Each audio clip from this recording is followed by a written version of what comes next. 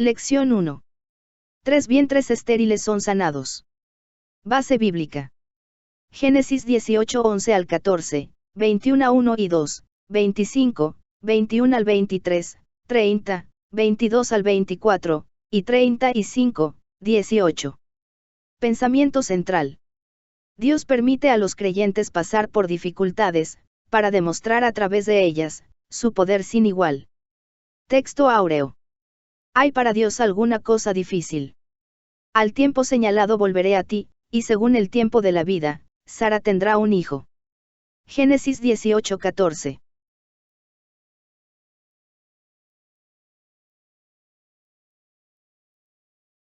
Busca la base bíblica de este estudio, para determinar, qué tienen estas tres mujeres en común.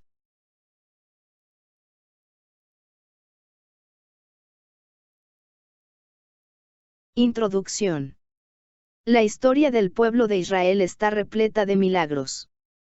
Uno de los más sobresalientes es que, naturalmente, la nación no podía haber surgido. Las que deberían ser las madres de la nación, tenían un problema común, eran estériles. Tal era el caso de Sara mujer de Abraham, de Rebeca mujer de Isaac, y de Raquel mujer de Jacob.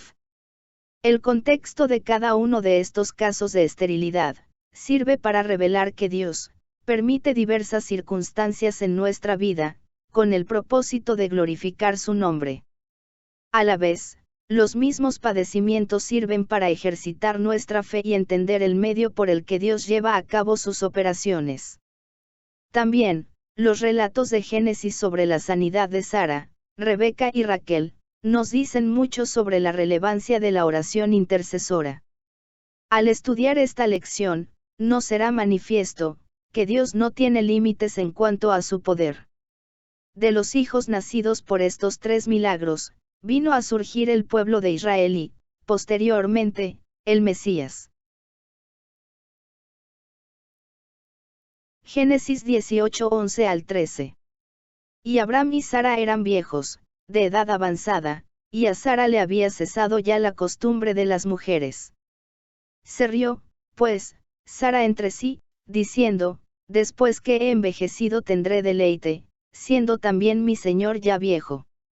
Entonces Jehová dijo a Abraham, porque se ha reído Sara diciendo, será cierto que he de dar a luz siendo ya vieja. El versículo 11 deja claro que las circunstancias difíciles no constituyen un impedimento a los milagros de Dios. Cuando la promesa del nacimiento de Isaac llegó, sus receptores Abraham y Sara eran muy ancianos y fuera de la edad para procrear. Pero, la promesa de Dios estaba en pie. Los creyentes debemos entender que una palabra del Señor tiene más garantía que todos los obstáculos que se puedan presentar en nuestra vida. Por tanto, la actitud correcta es confiar plenamente en lo que Dios nos ha dicho. El versículo 12 no está escrito para condenar la risa de Sara, sino para resaltar aún más el milagro que habría de obrarse. La mente racional de ella pensó en lo imposible que parecía la promesa divina. De aquí aprendemos que las operaciones milagrosas de Dios no siempre son razonables. En el versículo 13, Sara se rió, dando a entender que dudaba sobre la realización de aquel milagro. Recordamos que antes Abraham también se había reído, Génesis 17, 17. Nunca debemos poner en duda las promesas de Dios, aunque humanamente parezcan inalcanzables. Génesis 18, 14, ¿hay para Dios alguna cosa difícil? Al tiempo señalado volveré a ti, y según el tiempo de la vida, Sara tendrá un hijo. Génesis 21, 1 y 2. Visitó Jehová a Sara, como había dicho, e hizo Jehová con Sara como había hablado. Y Sara concibió y dio a Abraham un hijo en su vejez, en el tiempo que Dios le había dicho. Aquí tenemos una de las preguntas más grandes hechas por Dios mismo en la Biblia, ¿hay para Dios alguna cosa difícil? La realidad de esta clase de nacimiento se repite algunas veces en la historia del pueblo de Dios. El nacimiento de Sansón, Jueces 13, de Samuel, 1 de Samuel 1, y de Juan el Bautista, Lucas 1, 13 al 20. Estos milagros fueron intervenciones de Dios que tuvieron respectivamente un propósito especial. Así que, la actitud correcta es dar más crédito a lo que ha dicho el Señor que a los obstáculos que se presenten en el camino. En Génesis 21:1, el término visitó, da la idea que Dios toma responsabilidad personal en cumplir sus promesas. Recordamos que entre la primera promesa entregada a Abraham y el nacimiento de su hijo transcurrieron 25 años. En el versículo 2 es evidente que, aunque Isaac nació por un milagro divino, Dios lo hizo con la participación natural de procreación que él mismo dio al hombre. Sara lo concibió de Abraham, lo dio a luz, e incluso lo amamantó.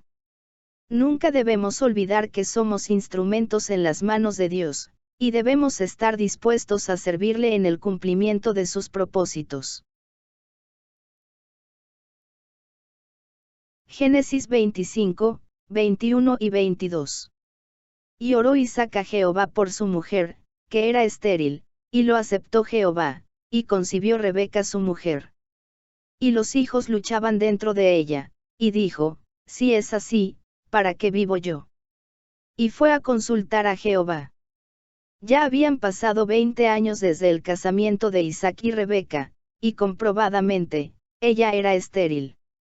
Entonces, Isaac oró a Dios y le pidió un milagro de sanidad sobre su esposa.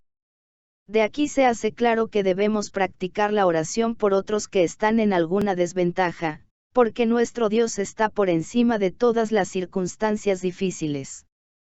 Dios aceptó la intercesión de Isaac por su esposa, y otorgó el milagro de sanidad, de modo que Rebeca concibió. La respuesta divina será siempre conforme a lo que Dios sabe nos conviene mejor y, sobre todo, en acuerdo al cumplimiento de sus propósitos. Al estudiar el versículo 22, conocemos la inquietud que había en el vientre de Rebeca, mientras sus hijos gemelos luchaban entre sí. Aquella lucha interior en Rebeca trajo una afectación emocional en ella, pero, en lugar de hundirse en la depresión, fue a consultar a Dios.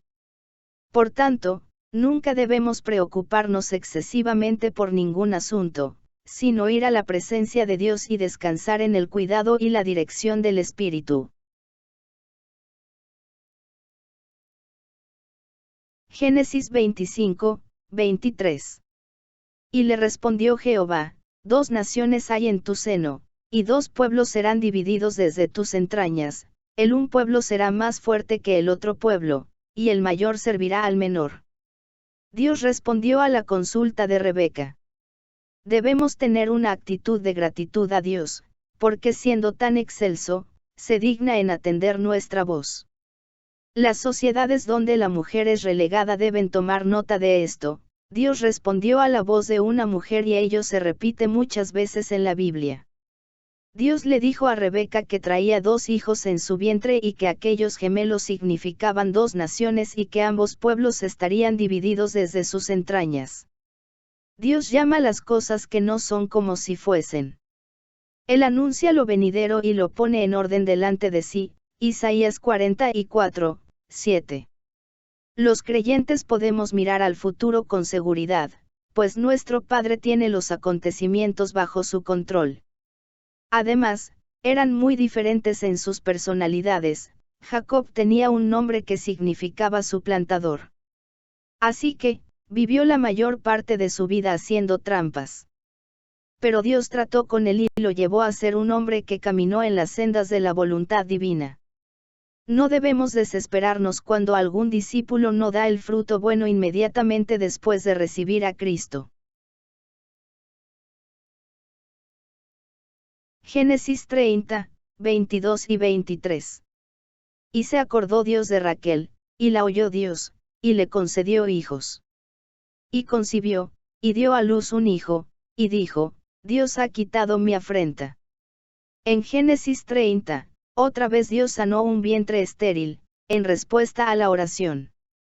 Pero, a diferencia de Rebeca, no fue el esposo quien oró por la mujer, sino Raquel misma pidió a Dios un hijo. El versículo 22 revela que Dios se acordó de ella.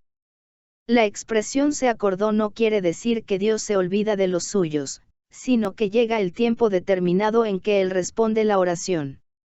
La segunda parte del versículo 22, nos recuerda que Dios está dispuesto a oír las peticiones, que le hacemos de acuerdo a su voluntad. Por primera de Juan 5, 14 y 15, sabemos que si pedimos alguna cosa conforme a su voluntad, el Señor nos oye. Ese fue el caso de Raquel. Dios la oyó y le concedió hijos. Cuando sabemos que lo que pedimos es acorde al corazón de Dios, debemos insistir hasta ver convertida la oración en una respuesta visible. Al ver nacer a su hijo, Raquel testificó que Dios había quitado su afrenta. En el tiempo de la ley, la esterilidad era considerada una maldición, Génesis 20:18, Éxodo 23:26. Así que, para Raquel, su parto era el inicio de una vida de honra. Los creyentes hemos sido redimidos de toda maldición por la sangre de Cristo, por tanto, debemos conducirnos piadosamente delante del Señor y de los hombres. Génesis 30, 24. Y llamó su nombre José, diciendo, añádame Jehová otro hijo. Génesis 35, 18. Y aconteció que al salírsele el alma, pues murió, llamó su nombre Benoni, mas su padre lo llamó Benjamín. Raquel fue bendecida con un hijo, pero pidió otro, añádame, Jehová otro hijo. Dios concede todo aquello que coopere con el cumplimiento de sus propósitos. Sabemos que José llegó a ser uno de los tipos más perfectos de Cristo. Así como el nombre José está relacionado con añadir, en Cristo nos es dado todo lo que necesitamos, Mateo 6:33. Al dar a luz a Benjamín, Raquel murió. Pero Dios le había añadido el otro hijo que ella había pedido.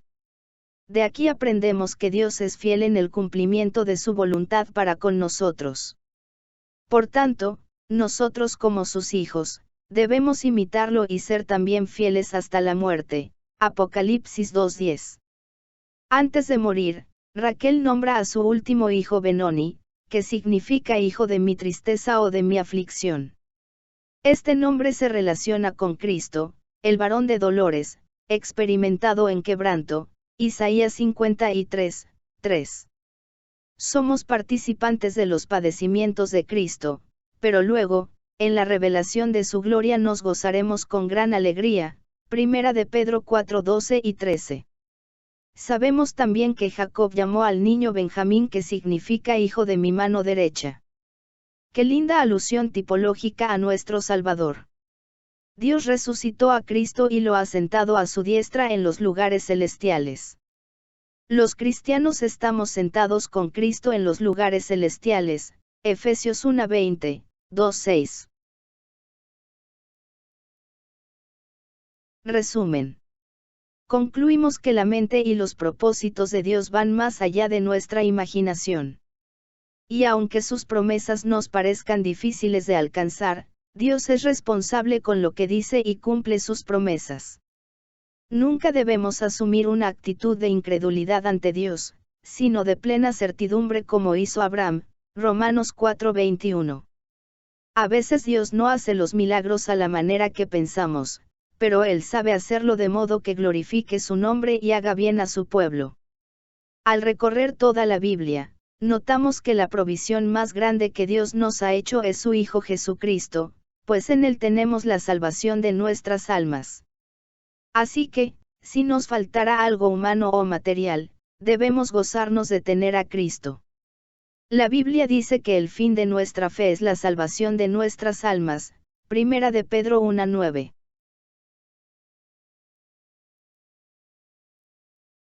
¿Qué situaciones puede provocar la esterilidad en uno de los cónyuges dentro del matrimonio?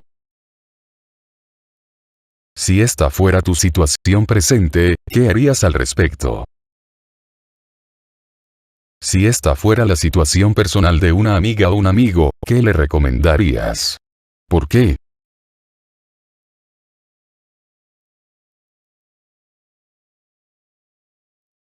Uno. ¿Qué edad tenían Abraham y Sara cuando nació Isaac? 2.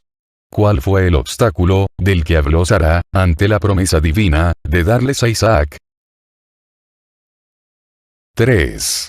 ¿Qué significado tiene el nombre Sara, que Dios le dio a la esposa de Abraham? 4. ¿Qué pudiera ocurrir cuando no usamos el recurso de la oración ante la adversidad? 5. ¿Cuál conducta merece por parte del creyente, el poder de Dios que nos es dado en Cristo?